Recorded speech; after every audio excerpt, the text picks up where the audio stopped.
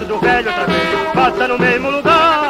Bota o retrato do velho outra vez, bota no mesmo lugar. O sorriso do velhinho faz a gente trabalhar. O sorriso do velhinho faz a gente trabalhar. Oh! Bota o retrato do velho outra vez, bota no mesmo lugar. Bota o retrato do velho outra vez, bota no mesmo lugar. O sorriso do velhinho faz a gente trabalhar. O sorriso do velhinho faz a gente trabalhar.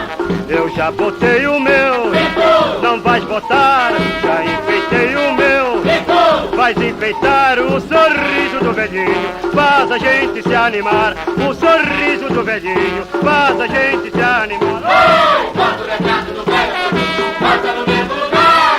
Bota o retrato do velho outra vez, bota no mesmo lugar. O sorriso do velhinho faz a gente trabalhar. O sorriso do velhinho faz a gente trabalhar.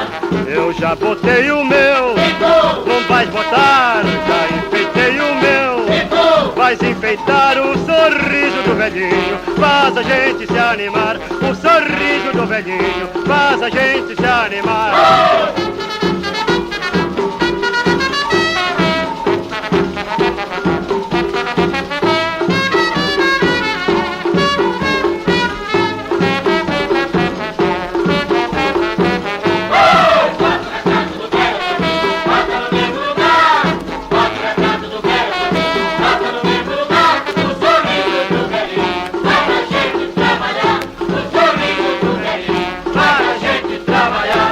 Eu já botei o meu, não vais botar. Já enfeitei o meu, vais enfeitar. O sorriso do velhinho faz a gente se animar. O sorriso do velhinho faz a gente se animar. Bota o retrato do velho outra vez, bota no mesmo lugar. Bota o retrato do velho outra vez, bota no mesmo lugar. O sorriso do velhinho faz a gente trabalhar. O sorriso do velhinho faz a gente trabalhar.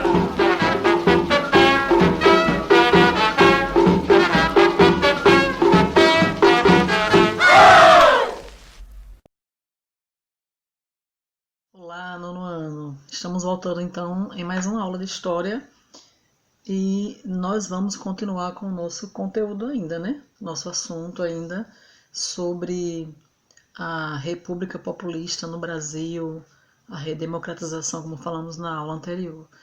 Mas enfim, nós começamos a falar sobre Getúlio Vargas e Eurico Gaspar Dutra. Hoje nós vamos falar sobre o retorno de Getúlio Vargas, né? Lembram que eu falei, que eu coloquei para vocês a linha do tempo? Acho que falei da linha do tempo, não lembro. Mas falei em áudio, né, no WhatsApp. A linha do tempo era exatamente para ajudar vocês a saber do que vocês estão falando. Na linha do tempo você vai ver as datas importantes, né? Os acontecimentos que vieram e fizeram diferença naquele período histórico. No nosso caso aqui, a República Populista. Enfim, nós temos uma linha do tempo aqui que vai do ano de 1951 a 1954.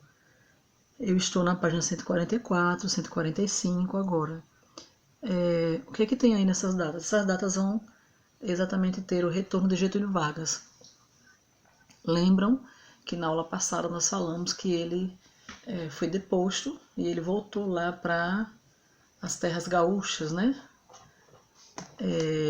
Voltou lá para o seu lugar, suas terras, né? Tomar um chimarrão, quem sabe, enfim. Mas ele voltou para lá e nessa data ele retorna. E ele retorna agora, ele consegue vencer a eleição. E o que acontece?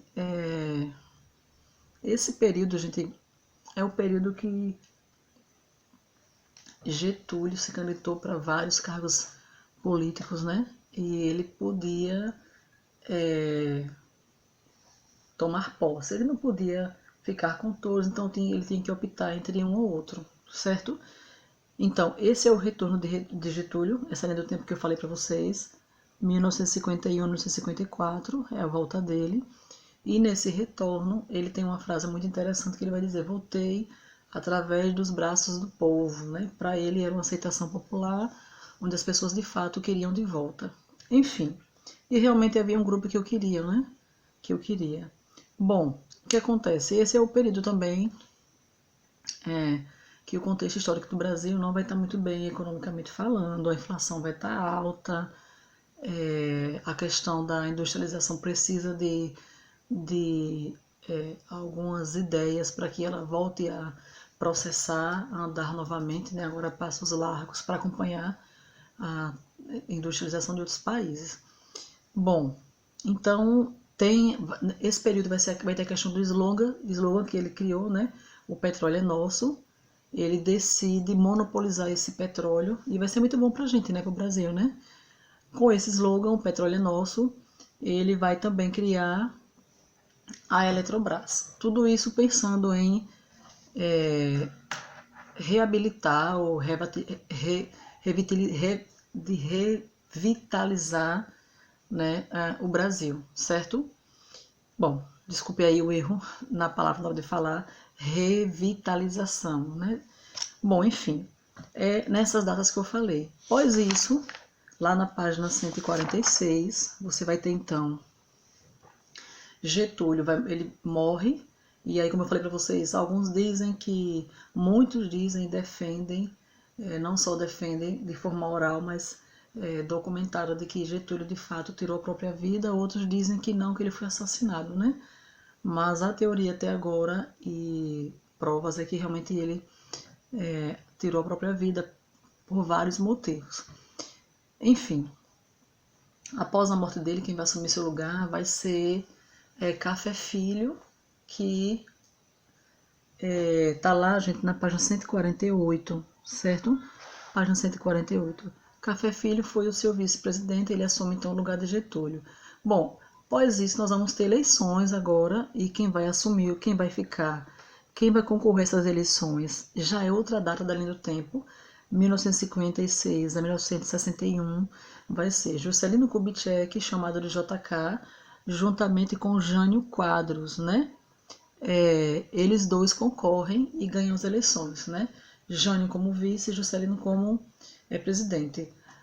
Nós vamos ter na página 149 o governo de Jânio Quadros, que já é pós Juscelino Kubitschek.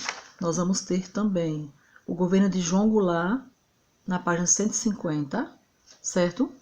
E aí, o que acontece? Cada governo desse tem uma característica, né? Eles não são iguais. Então, por exemplo, Juscelino Kubitschek vai se destacar muito na ideia que ele teve e ele pôs em prática, que é exatamente ele tinha um lema que dizia 50 anos de progresso em 5 governos, né? Em 5 de governo. O que ele dizia? Ele dizia o seguinte, que em 50 anos ele trabalharia para que em 5 anos de governo, que era o tempo que ele tinha, para colocar esse progresso no Brasil. E aí ele vai ter algumas ideias, como, por exemplo, a questão a questão mesmo da siderúrgica, né?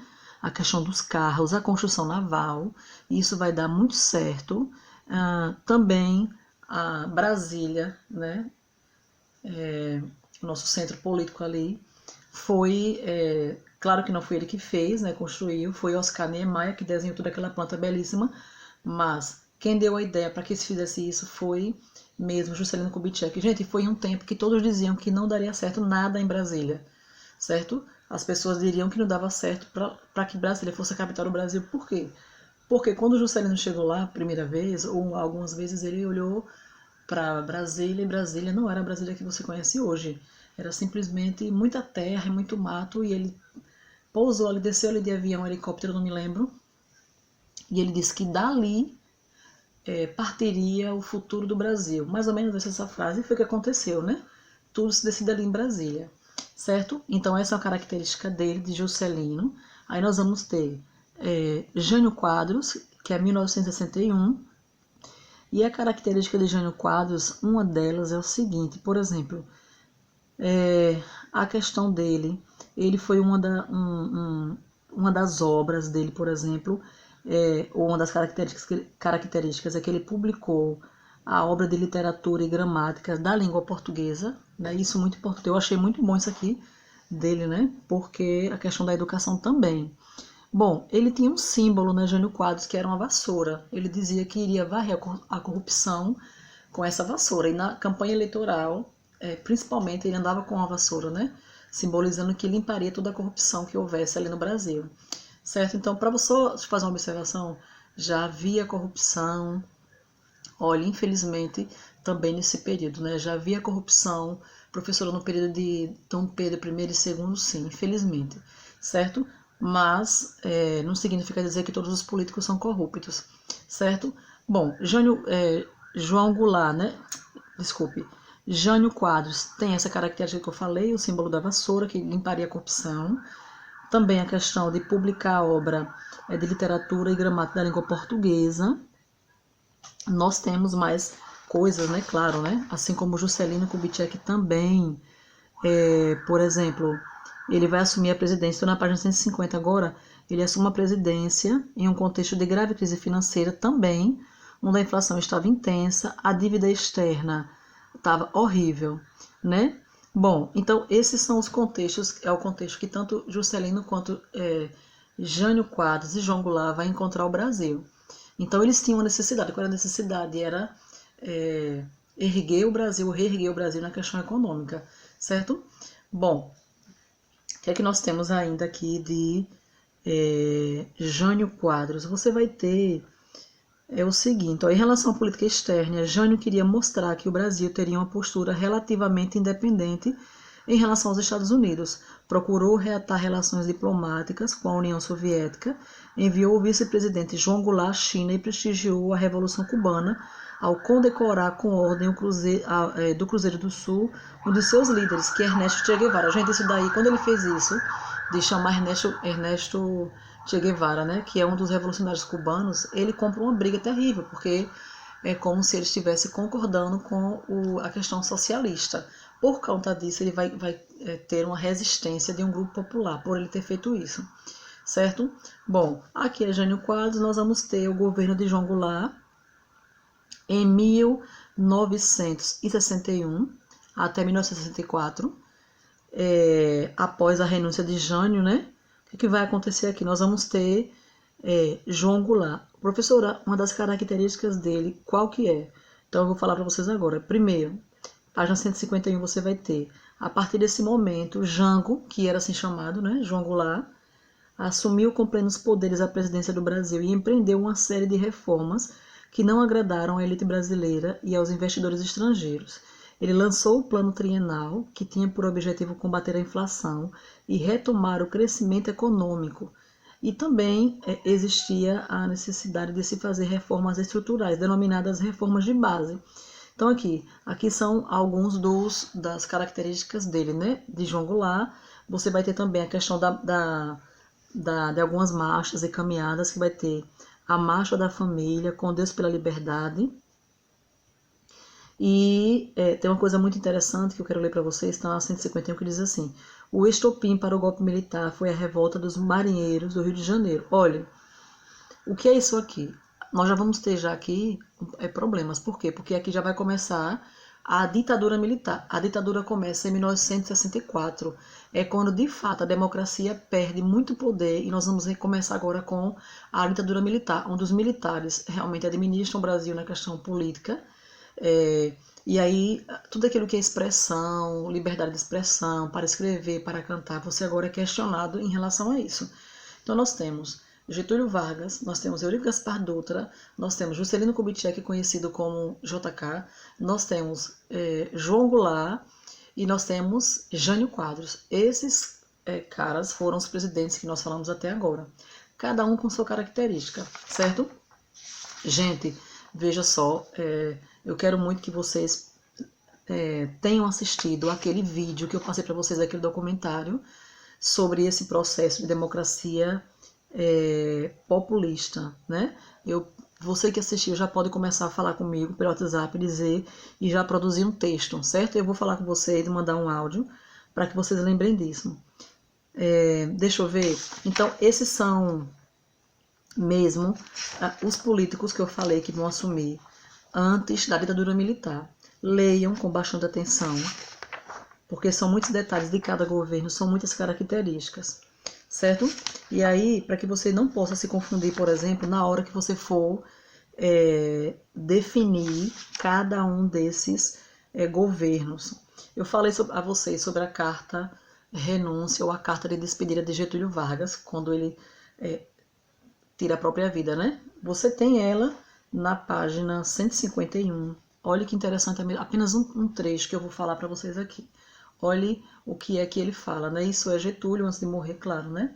Olha o que ele diz. Fui vencido pela reação e assim deixo o governo.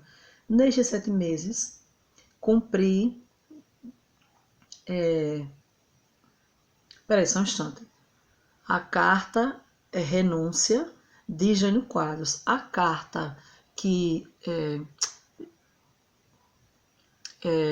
a carta que Getúlio deixou não é essa, porque a carta que ele deixou, ele não diz renunciando, ele diz que sai da história e entra para a vida. É assim que ele fala na carta. Aqui é a carta de Jânio Quadros. Você vai ter essa carta na página 151, é extrema, a carta assim é grande, na verdade. Gente, o que acontece? Por que essa carta está aqui? Eu acabei esquecendo dela, falei de Getúlio, porque ele morreu, né? Esqueci essa, porque Jânio Quadros, ele ficou, como eu acabei de ler, 7 meses só no governo. Imagine você, um presidente, ficar apenas 7 meses na presidência e acaba renunciando. Ele renuncia mesmo por causa das pressões populares, não do povo, a massa, mas grupos políticos, certo? Leiam essa carta, está na 151. Você tem ele falando disso, dizendo quais são os motivos, porque eu quero que vocês comparem depois com a carta de Getúlio Vargas, né? Eu lerei para vocês essa carta. Eu tenho essa carta em algum livro de história. Eu lerei para vocês, tá bom? Então, um cheiro. A gente se vê na próxima aula, tá? Tchau.